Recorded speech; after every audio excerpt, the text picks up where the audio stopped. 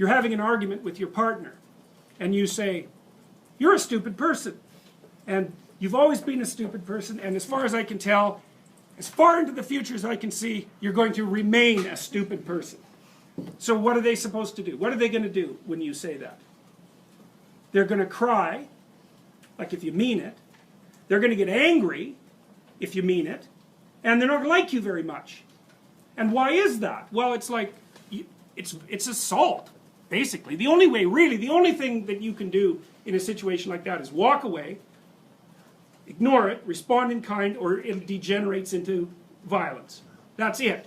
Because there's no discussion. You haven't left the person anywhere to go. You've gone right to the top of their hierarchy and said everything about you is wrong. And worse than that, all the mechanisms that we could use to correct it won't work. So, those are fighting words. So don't do that unless you want to have a fight. So then you might say, well, what would you do instead? And the answer is, deliver the least amount of information you possibly can. And so let's say you come home and your person is watching TV, and you were kind of hoping they'd greet you at the door. You shouldn't break down into tears and say, you're a stupid person, you've always been a stupid person, and you're going to be a stupid person in the future. You should say, I have this peculiarity, and that is that when I come home, I don't have enough confidence to just be happy. I would like you to come and say, just shut the TV off for 2 minutes, come to the front door and say, hello, and then you can go back and watch your TV. Would it be okay if you did that? And they'll think, well, you'll have to pay for it somehow. But then they'll probably do it. And so, but the thing is you got to specify the routine that you want transformed at the highest possible level of resolution, and you want to recommend the minimal necessary change that will satisfy you. So you can't say, if you loved me, you'd know how to greet me at the door. Ha, not helpful, because they're stupid. Right, and so are you. So you have to spell it out. It's like, what do you want? Exactly, what would make you satisfied? And then you have to have your person like grudgingly practice that a few times, and you have to let them do it very badly and also in a bad temper, and then you have to reward them for it, and then maybe 3 months later they'll do it properly. So you need to know that, because that's what people are like. It's very hard for them to learn new things, and they're very resistant to it, but they're very responsive to reward.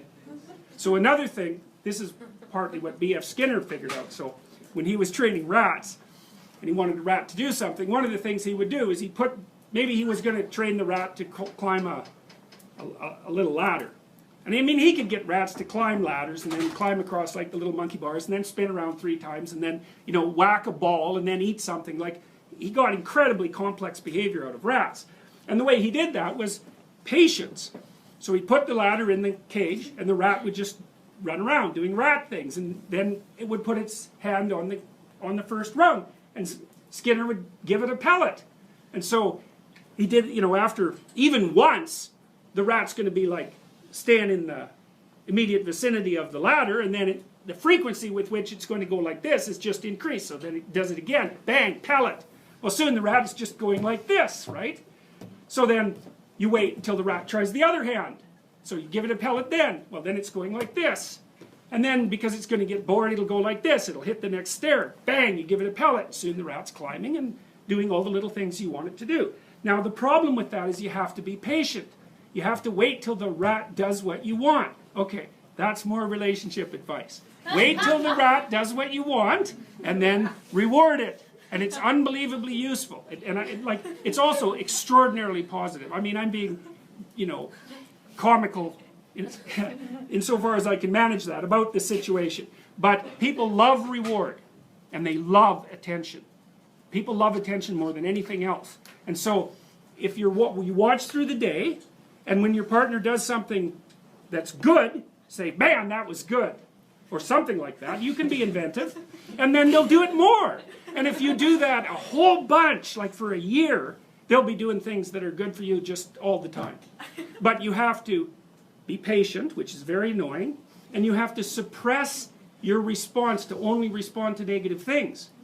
You know, because what we know about the expectancy models is that a deviation from expectation produces a burst of negative emotions. You know, so you come home and the whole house is clean, but there's like, I don't know,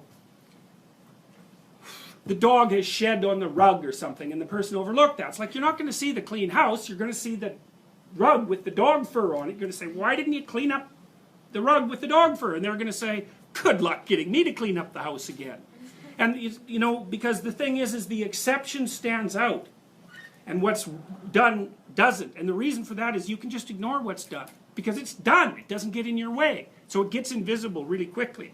So you really got to watch that tendency. One of the things Nietzsche said was that if you really want to punish someone, you don't punish them when they do something wrong. Because they expect that. That's not a punishment. They expect that. They might even be relieved by it. You want to punish them when they do something right. Because then you'll really hurt them. And so that's something to think about. If you're in a relationship, man, if someone's done something right, do not punish them. You do that 2 or 3 times, and that's it, man. You're not going to get them to do that anymore. So, judiciousness. Watch what they're doing. If something happens that's good, notice it. And, you know, if they've done a bunch of things, don't concentrate on the things they did wrong. That's not smart. It's really hard on them, too. Like, in some sense, this sounds manipulative and selfish, you know, because I'm teaching you how to train your partner. But you should also teach them how to train you. Because it would be really nice if you could come home and the person would say, well, what did you do today? And you say, you know, here's a bunch of things I did. And they say, well, this looks really good, and that was great, and why don't you do some more of that? And you're like, oh boy, it was a great day. And so, you know, you can train them to train you properly. And that's a really helpful thing, especially if you do it over a few years. You know, that's how you have a good relationship, because you're both clueless as hell to begin with. You don't know even what would make you happy, much less what would make the other person happy. And so you got to figure these things out bit by bit, and then you have to inform each other, and then you have to be patient enough to let your partner do these things really badly. I'll give you another example. Sometimes I see couples sporadically in my clinical practice. I'm not a couples counselor. And so, but sometimes when I'm working with someone, there's an issue that needs to be discussed with both people, because otherwise it's just stupid.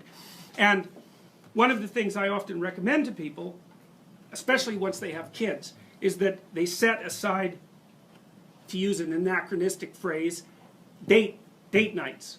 Well, everyone hates that idea. It's like they say, well, you know, they'll just say I'm not doing that. That would be one objection. We're just not doing that.